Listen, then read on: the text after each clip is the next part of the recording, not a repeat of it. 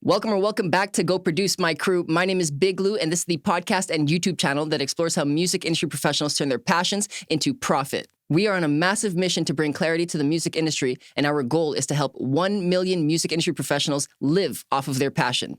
I'm laying down the foundation that I need in order to thrive in the music industry, and I want to help you do the same. This episode is brought to you by thecharts.com. If you're a producer or beat maker looking to build your beat commerce business in less time, thecharts.com can help. With an easy-to-use, mobile-friendly interface and built-in marketing tools, thecharts.com will help you grow your brand, build your fan base, and scale your income. Sign up for free and start selling your beats and instrumentals today on thecharts.com. Today's theme is what happens when you connect artists and influencers to promote music across the entire internet. It's Breakr. Let's go.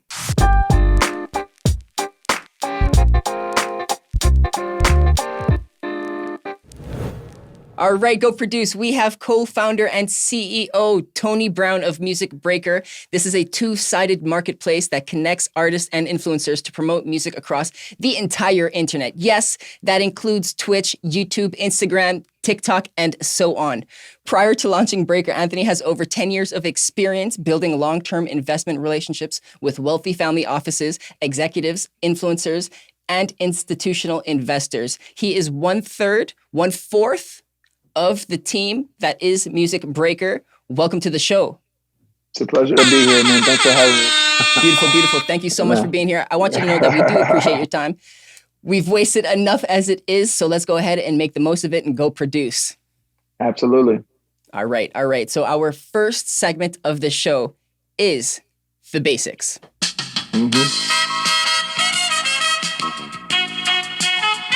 You know, we gotta appreciate music. We gotta make the most of it. Hey. All right. Tony, my first question that I always like to start this segment with is, what is your first musical memory? Man, I loved Joe's album, All That I Am, when I was in 4th grade, dude. It was like one of those moments where I realized I was more of an R&B guy. My brother, he was more of like a Wu-Tang, kind of Mobb Deep, Biggie type of guy. But like that album came out and it just kind of hit me, and I was just like, damn, like this is a special album. So I would say that kind of like really stamped love for R&B. So yeah, Joe's album, 4th grade. I'm gonna have to check out that album a little further, but a couple follow-up questions from here. Did this influence your trajectory in further life? Yeah, I think it's like I've always been more of a lover than a player. You know what I mean? And so like it definitely affected my romantic life for sure. So Joe, if you guys remember, man, like that, like he was definitely a player, but he definitely was a lover. And I feel like that kind of like led towards Usher, and then it led towards like Chris Brown, and then it led towards Drake. So like my whole trajectory has always been at that intersection of the type of music that Drake, Chris Brown, Usher, Joe, that kind of genre. And then I think, the 90s was just a special time, like Andre Harrell and everything that he was doing, at Uptown Records. That type of music really kind of resonated with me. So like Mary J. Blige, Babyface, like that's always been my thing. Like the either like party R&B or romantic R&B. And I love how Drake kind of came into the game and kind of like became like a trifecta, right? He brought it all together because then he combined the rap elements. It's not that I don't like rap. Dude, Biggie, Pac, like everything. Mobb Deep, like I love that era. I was from Nas is my favorite rapper, like you know what I'm saying. But like Drake really came and took both of the worlds and brought it all together. But I will say that I am an R&B first music listener, and I love how people can take that bass and then go expand out into different genres. So calypso and like all of the stuff that's kind of come out of the Caribbean and the Afro diaspora.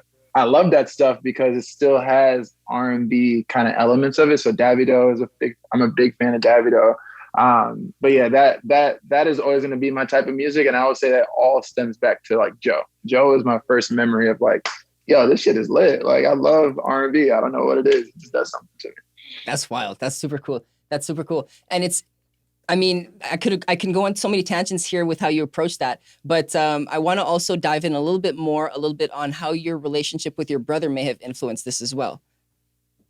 Yeah, I mean, like Amir is, it's funny. Like even in business, I do all the business stuff for Breakr. He's the technologist and inventor. He's the disruptor. I'm the stabilizer. He's the yin to my yang. And so, like, as much as I'm a hard head, kind of like R&B music head, my brother is absolutely a hip hop head. Like if you sat down and just walked him through the '90s, he'd be like, "Yo, remember when this came out, Noriega?" Like he's like goes deep into it, the psychology of it. It affects his thought process. And so I think that, we always have balanced each other out, even in our preferences, you know what I'm saying? That's And cool. so like, yeah, yeah, Amir, he's the opposite side of me. You got that genuine It's like chemistry. Coco and Breezy. It's like Coco and Breezy. You don't think about Coco without Breezy. Like that's how kind of like me and Amir are. It's like, you don't think of Tony without Amir, you know what I mean? There you go. There you go. It's beautiful. All right. So throughout your whole experience as an industry person, I mean, working within, I'd say pretty much entrepreneurship for the most of your time. Yeah. What would you say your first lesson within this whole industry was? Yeah, I mean, like, it's all about relationships, like people got to understand that it takes a long time to build a reputation, and you can lose that shit overnight. And I think that the biggest thing that, I think that's differentiated me in my career is like, I've always invested in people, you know what I mean? Like we're about to close out a major round of financing, 7 figures, you know what I'm saying, that we're about to bring inside of this company to really take it to the next level. And I look at the cap table and I can literally unpack all of those relationships back towards other relationships and other relationships and other relationships. And it was all integrity based character stuff that led to this specific moment in time. And it's like, I think that is a natural transition towards like, you have to invest into people when you don't need anything from them, right? And that's when you're supposed to lean in and be the best version of yourself, is when you don't need anything in return, when it's not transactional, when it's purely energetic. And I think the universe has like an amazing way of like rewarding you over time through karmic energy in terms of like people pouring back into you when your moment comes. And I think that the last thing is just like being patient.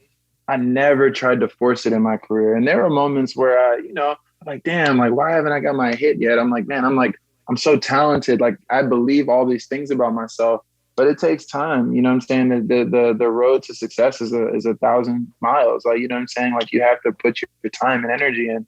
And I think it's like the last thing is like when you are, and J. Cole kind of hit on this in his last album. It's like, when you see yourself, you know what I'm saying, not progressing at the speed that you want to, you got to put work into your craft. You know what I'm saying? Like you got to be an expert at that shit. Nipsey talked about that. Like you really got to put the work in, you know what I'm saying? And Nipsey did every single component of his album, you know what I'm saying? Plus the business side. So by the time labels came to him, he was like, yeah, I'm a whole operation. And then the last thing I'll say is just don't quit. And like, I'm always going to show homage to Nipsey, man. And I think one of his quotes, because we can get into that album, like to kind of just talk about what my inspiration is of the past few years in Breakr. Nipsey has had a profound impact on my life. And it's like, he said, look, I'm not going to portray like I've had it all figured out. The only distinguishing quality between me and anyone trying to do this is that I just didn't quit. He's like, I experienced every range of emotions. And the only thing between me and someone who's trying to do this is that I didn't quit. That's it. And he was like, you got to have this stance. Are you willing to die for this shit?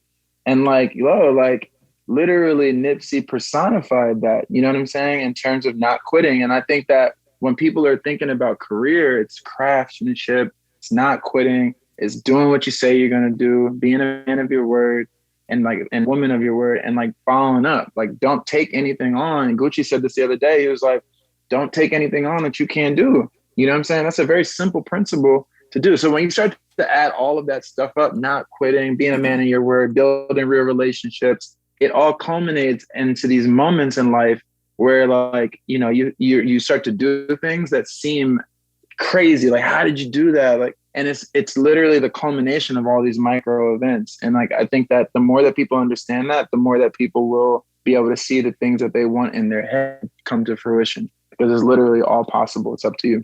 It is totally possible. It's totally possible. Thank you for sharing that so beautifully.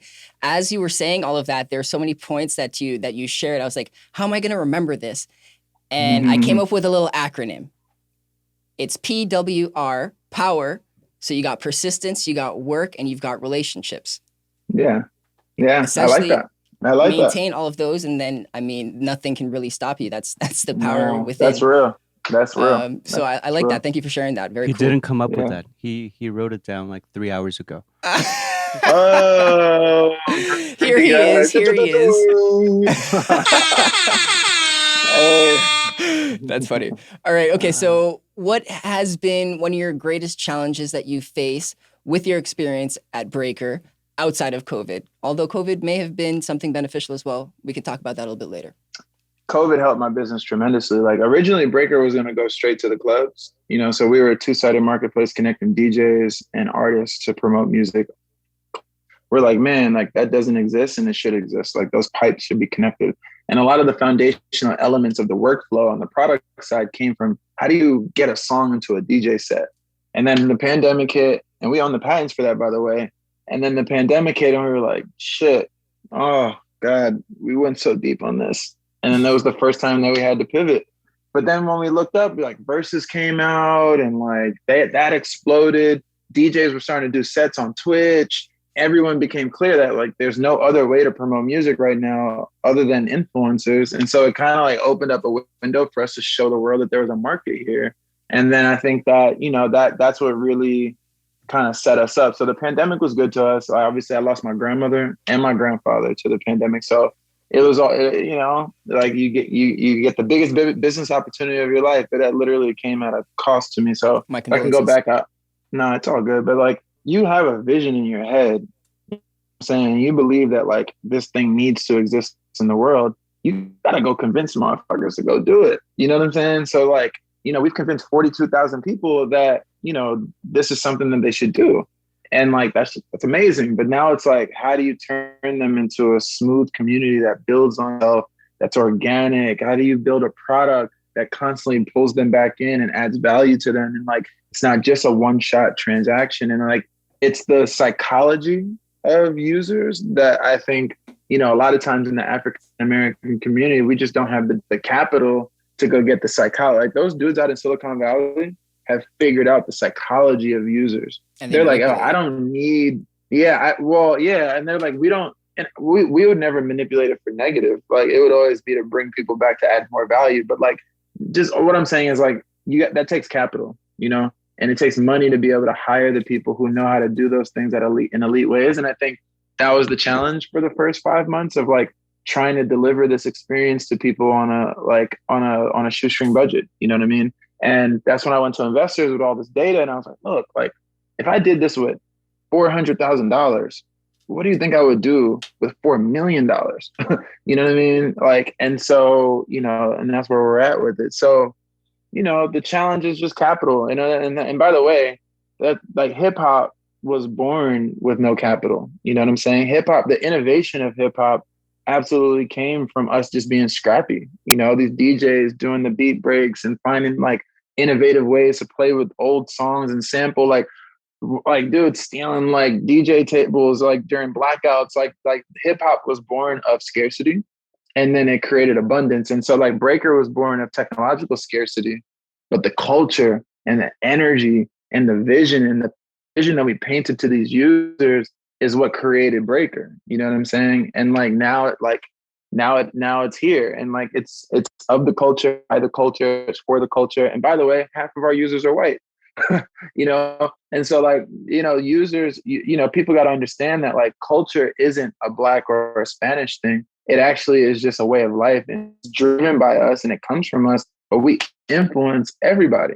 You know what I'm saying? And like Breakr has a wide open door policy. If you go look at the hashtag music Breakr on TikTok, you will see tons of white content, white artists. And like, we love that, man. That means that like the future of consumer products actually doesn't have to be either or. We're proving that they actually can coexist together. And like in the perfect version of Breakr, we become an example of what the world could be, right? In terms of multiracial coalitions coming together, sharing in art, sharing in the love of music, the love of commerce, and trends, ideas, connecting. Like, man, like forcing people who may have never interacted with each other to interact. We have a kid in Seattle, Charlie on a Friday, who's interacting with influencers from around the world.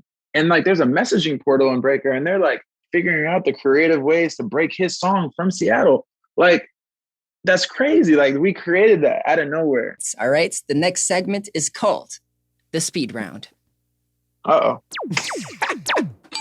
All right. Okay. So I've got 20 questions and you have to answer them with one word. I will be asking you them in rapid succession. Okay. And well, just do your best, essentially. All right. Cool. We'll block out the bad stuff. All right. Would you go to the moon? Yes.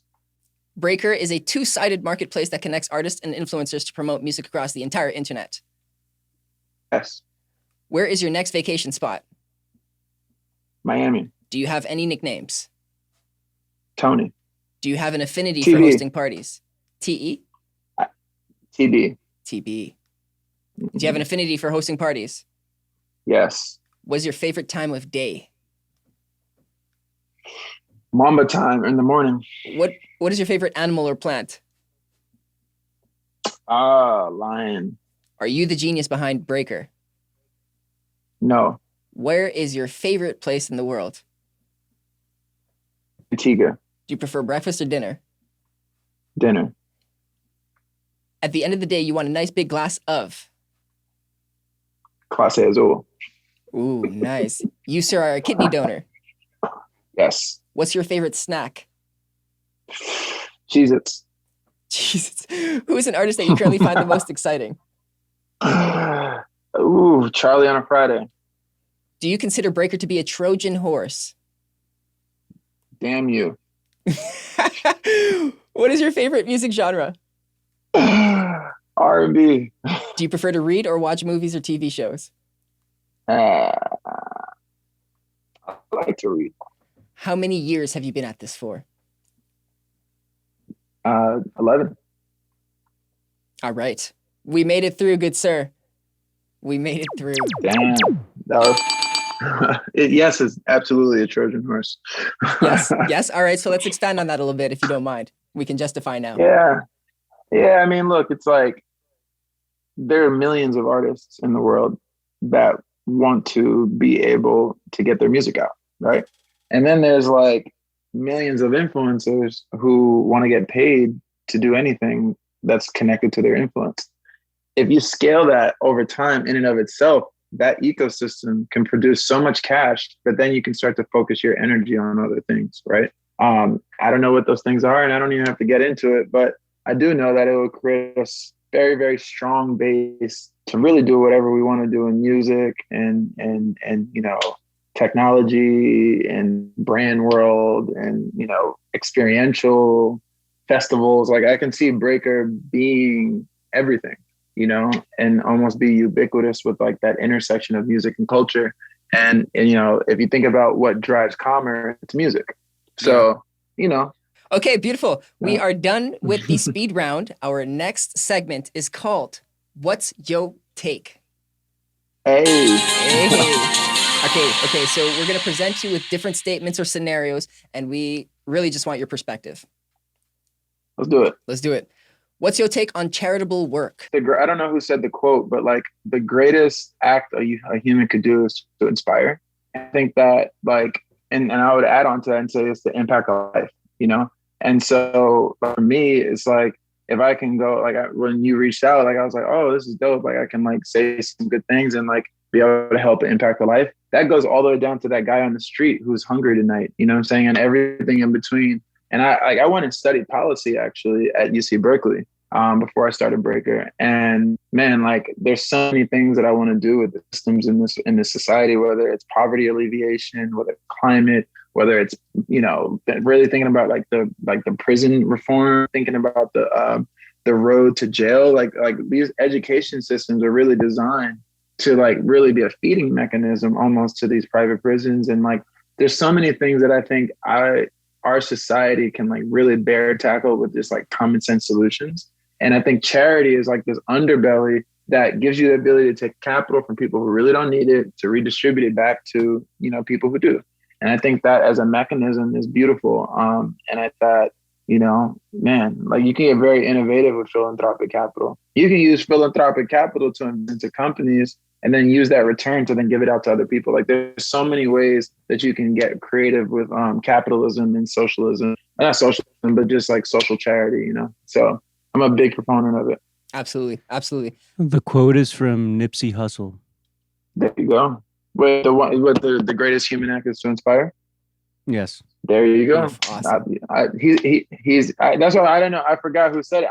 Listen, you guys have to know that Nipsey Hussle has fundamentally altered my psychology in a real way. And like, he like literally has hieroglyphics coded into the music that literally is source code. And like, if people have any level of progressive kind of like desires in their life to be more than what they are, you have to go listen to that album. You just have to, because he's delivering it in a way that can resonate with people. I'm saying he's delivering in a way that you can understand, and like, he's one of the most special spirits ever to live, man. So, I'm not surprised that he said that. No, absolutely. The utmost respect for him. Absolutely. What's your take on Black-owned businesses? It's critical to the future of our community. And I feel like we need to understand capitalism a little bit better, and we need to have more access to capital. And we have to understand technology better too. We need to take STEM serious. We need to be taking those classes. We need to be learning how to engineer. We need to learn technical process, because what we have as a community, no one can take from us, which is creativity, right? And our creativity is what our unique differentiator has always been. We are of spiritual backgrounds that are just special. Our Black energy, brown energy, melanated energy is just, it's just special. You know what I'm saying? Every community has that. But what other communities have, like, dude, like they have 30, 40, 50, 60 years of technical know-how that like is just, it will take a whole generation to catch up to them on terms of their technical prowess. And I think no one, like the future of the world that I see is a world where it's like the best of other communities merge with the best of our communities and create N+1 outcomes, right? So when I think about Breakr will not be an all-Black company by definition, right? I want to go get the best minds in Silicon Valley to come put their muscle into our cultural genius and bring something to the world that the world's never seen. And like, I hate a world where we're operating in silos. No one wins. White people don't win in operating in silos. Black people don't win operating in silos. Spanish people, Asians, Muslim, like, we all need to come together, bro, and put the best of all of our cultures on the table and really create special outcomes. So what would you suggest or advise younger BIPOC, let's say anyone of color, wanting to pursue something in music / tech in that space? What kind of challenges may they encounter early off, and how to navigate that? Yeah. I mean, like, you have to really look at any industry that you go into and like understand where the power points are and understand where the pain points are. I think many times people come up with ideas and they create solutions for problems that don't necessarily exist. And I think with Breakr, I think why the world is responding to us this way is because distribution is fundamentally broken, right? It's very manual getting money from people's hands to influencers to promote music. That's a real pain point that everyone experiences. And so like, we came in and was like, yo, like, we can do this better, like, than how it's currently being done. And people believed it because it was actually solving a problem. And I think that, when I say music to Breakers, books to Amazon, it's like, I mean that because he found a specific problem. Books to consumers was a real thing, and he optimized the hell out of it, dude. Like, he maniacally focused on that business for years. I'm going to do that with Breakr. I'm going to win this space because I'm going to care about the intersection of influencers and music more than anybody. That's what our differentiation is going to be. And then we will be able to like go expand out in terms of like all the other use cases that you can like do with influencers and artists. And like, that becomes like a flywheel that just, you can just imagine all the things that you can do with both sides of the market. Like, but like, really solving that problem for labels, solving that problem for, for managers, solving that problem for independent artists. Like, we want them to be like, yo, it's not even like a question. You have to come to Breakr because that's where you go break music, so. That's beautiful. And it leads right into the final what's your take that I got. It's essentially on messy middlemen, which you kind of already answered, but essentially you're removing some of the people, the steps essentially. No, you're not connecting the artist directly to the influencer.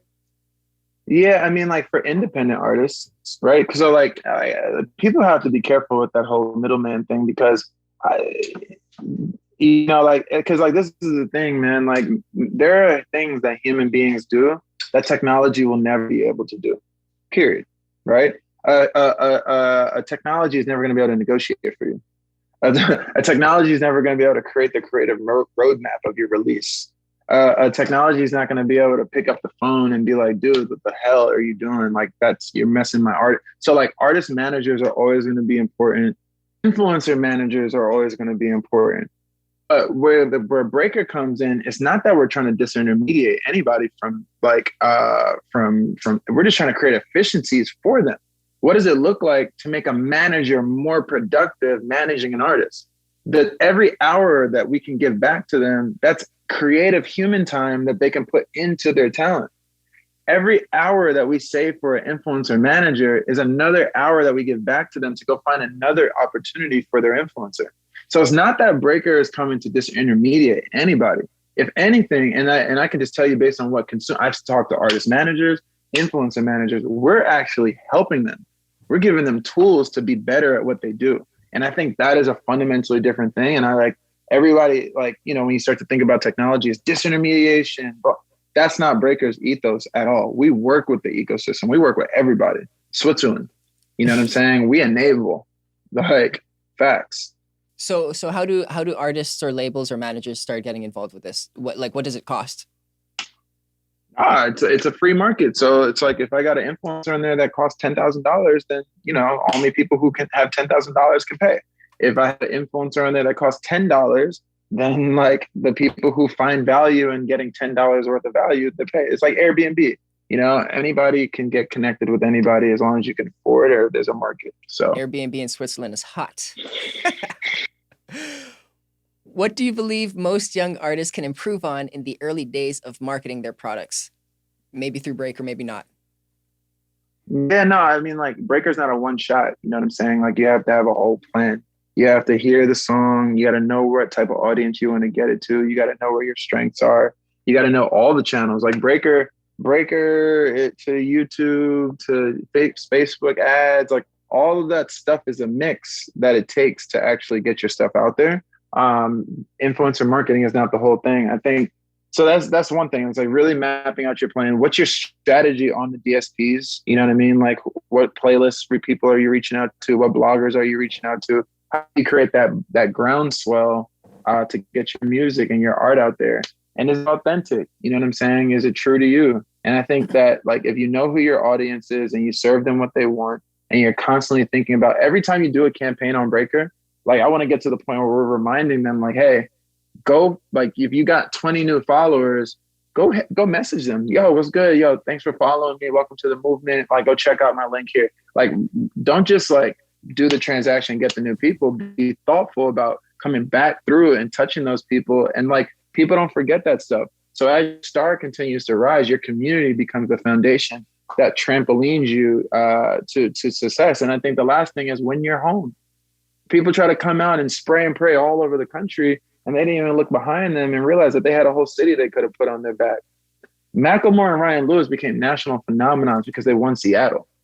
You know what I'm saying? Nipsey won California, LA. Too Short. You know what I'm saying? Like, you got to win your hometown first. Go to the local dive bars, throw parties, like, get out there, host listening sessions, work with the influencers in your city, and like that, and build out. You know what I'm saying? LA starts to impact Oakland. Oakland starts to impact Seattle. Seattle starts to impact, you know what I mean? Like, Detroit impacts Cleveland. Cleveland impacts Kansas City. Like, you know what I'm saying? Like, these cultures and these cities are all interwoven. And I think artists that are coming out have to be really intelligent about how their regional strategy is and what their digital strategy is. And I think if you can nail both of those things, Breakr is just a tool inside of all of that mix, but it's not the only thing. You know what I'm saying? Huge answer. Absolutely. With that answer, we will be jumping into our next segment. Our fourth segment today is called Community Queries. Yeah. Here we go. And what this looks like is we've got a couple of fans who actually sent in a couple of questions. So I'm just going to pull them up. Oh, wow. So the first question that we've got is from Major Wave. He's an artist and producer.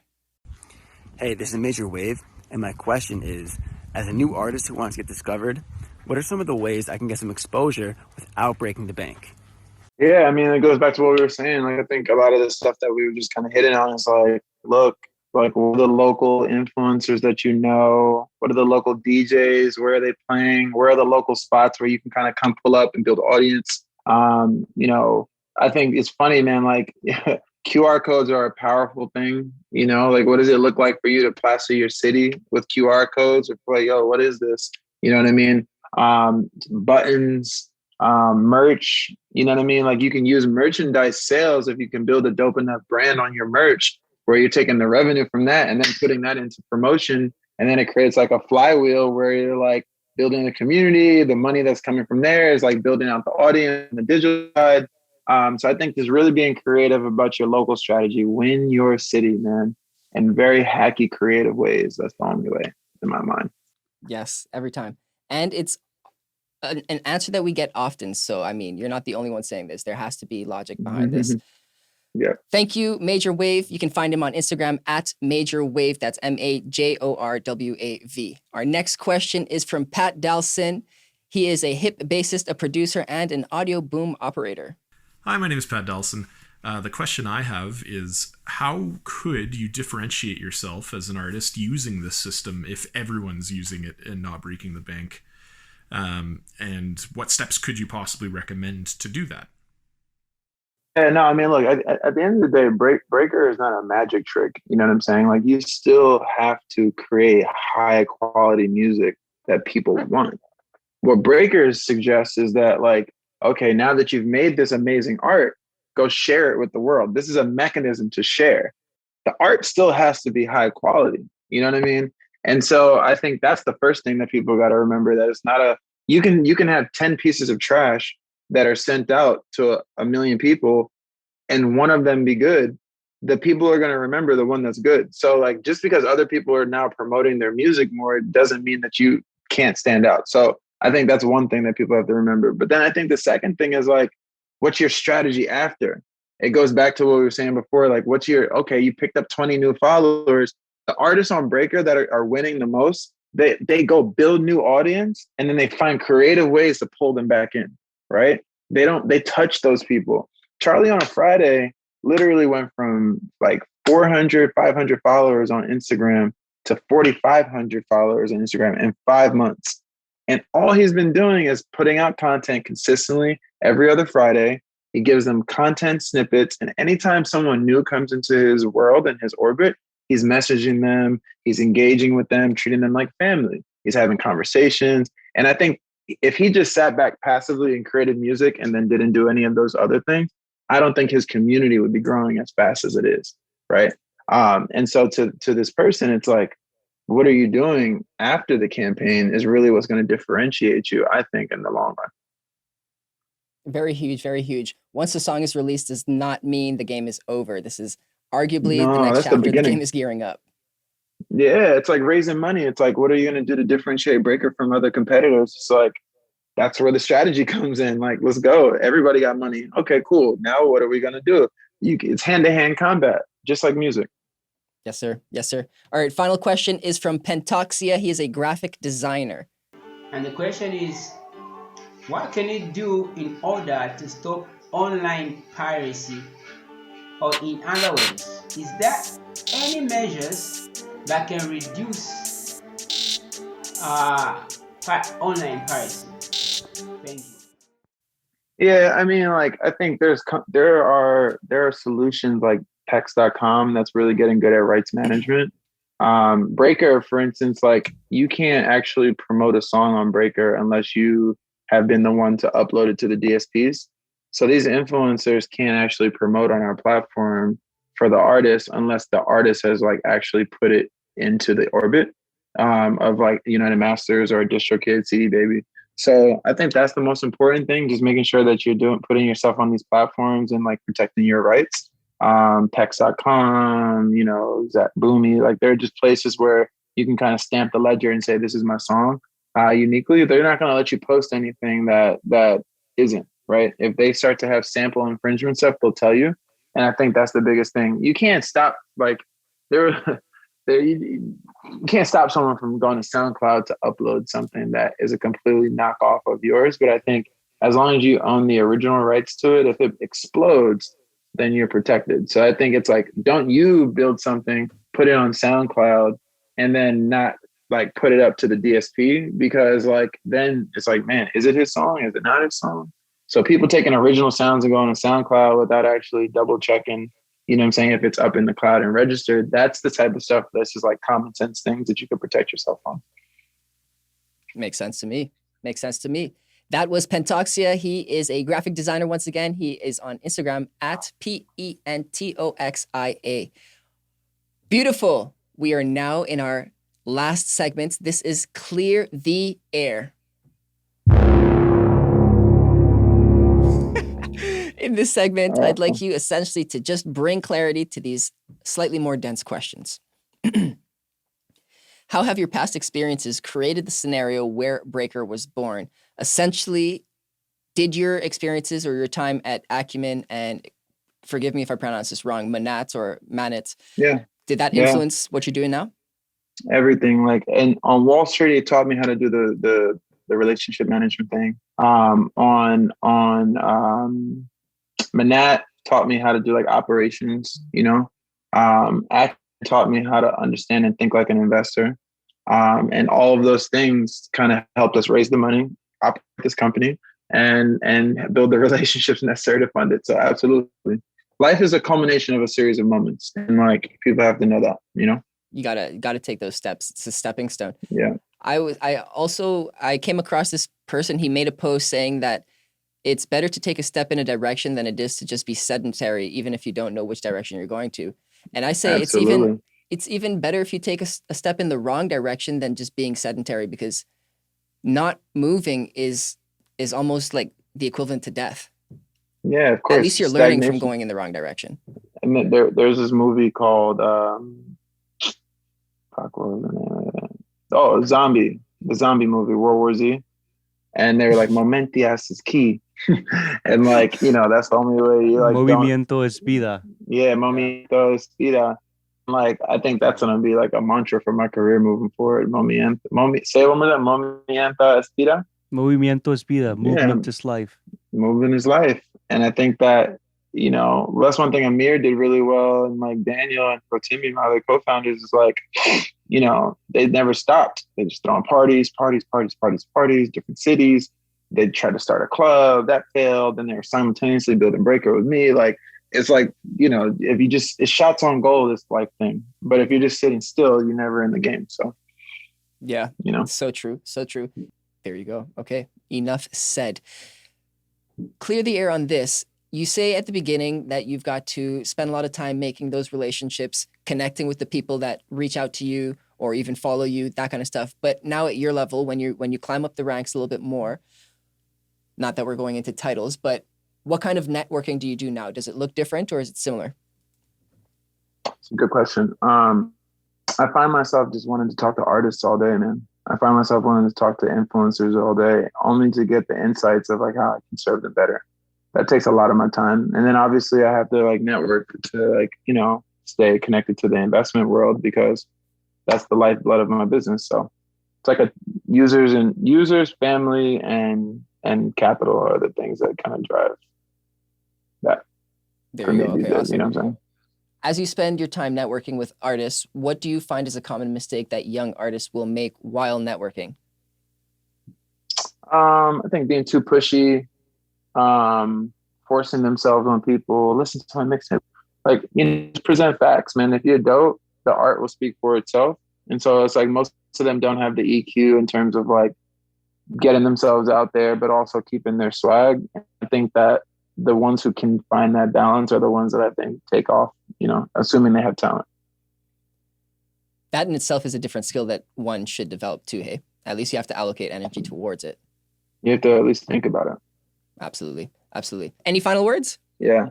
Don't quit. Don't quit. Okay, beautiful. And we will make sure to include all of the links in the show notes, and we will send it off to you for your review before we put it out. Cheers. Thank you so much, Tony. Thank you so much, guys. This episode is brought to you by thecharts.com. If you're a producer or beat maker looking to build your beat commerce business in less time, thecharts.com can help. Remember that you can sign up for free and start selling your beats and instrumentals today at thecharts.com. Big shout out to all parties involved. You can find more value at our website at goproduce.ca. Connect with me on Instagram at go.produce. If you're on YouTube, hit subscribe. If you're on Apple or Spotify, make sure to hit download. This will really help us grow our community. I'm Big Lou, and this is Go Produce.